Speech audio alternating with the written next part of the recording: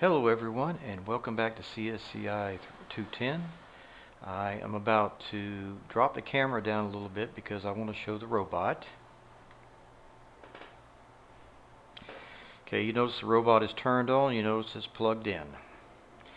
And that sets the initial conditions. For today we will talk about upload mode as opposed to live mode. Now, we have been programming in live mode, and it was really neat because the computer was hooked in through the USB to the bot, and when the computer said something, the bot did it immediately. Well, that's really nice when you want to make noises and you want to flash the lights, but if you actually want to move, this is going to get in the way rapidly. So what we want to do is we want to download the program to the robot and then let the robot run it autonomously. That's the subject of today's video. Okay, looking onto the screen, what I have there is this is the actual code behind Lightning mBot Meets Tiffany Part 2, where he tries to make friends with her by going up and purring to her. Okay, so to get started, we'll connect. Now what happens if you come up with this connect sign, it doesn't say that it's connected, and it doesn't very quickly connect and give you the noise you just heard. You've either got the USB plugged into the wrong port or you don't have the bot on. Okay, so now we are connected, and just to show you, when we were in the live mode, you had about 5 or 6 events that you can choose from, but you could not choose from the one where it says mBot starts up. Now when you're in upload mode, this is the only one that it can start from, because what happens is when you turn the robot on, it immediately runs the program that you tell it to.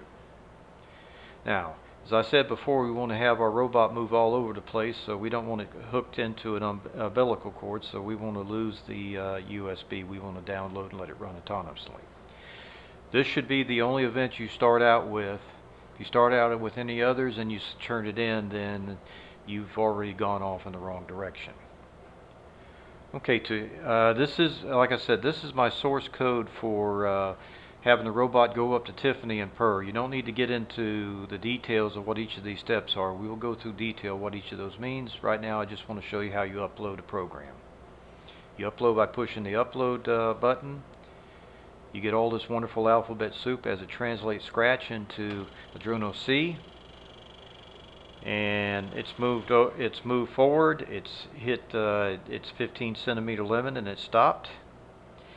Okay, well, and you say, well, it's had the USB connected. Okay, we'll disconnect the USB,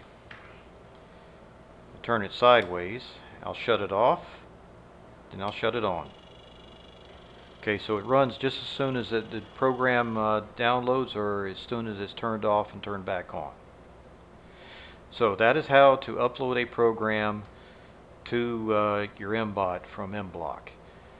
Whenever you turn in your programs from here on out, they need to be in the upload mode. They do not need to be in the live mode.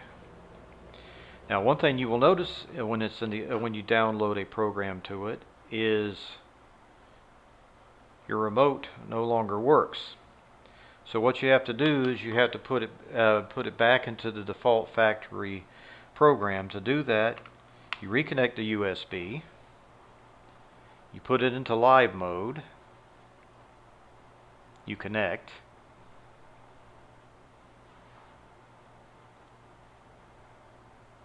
okay, and it does exactly what you told it to do last.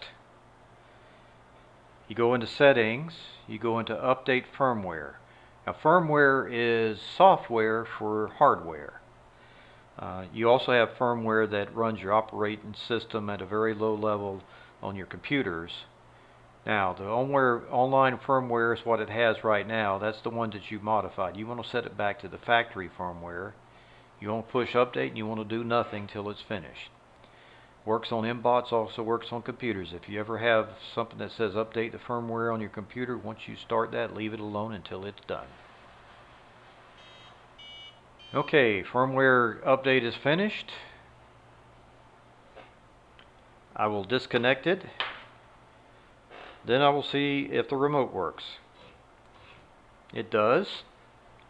Okay, so what we've covered today is we've covered how to upload a program to your bot and how to run it, then how to reset it to factory defaults after you get done so that you can run the remote if you want to. Coming up in another video very soon, we will do our first remote program, and we will actually have mBot move around, and this is really going to be fun.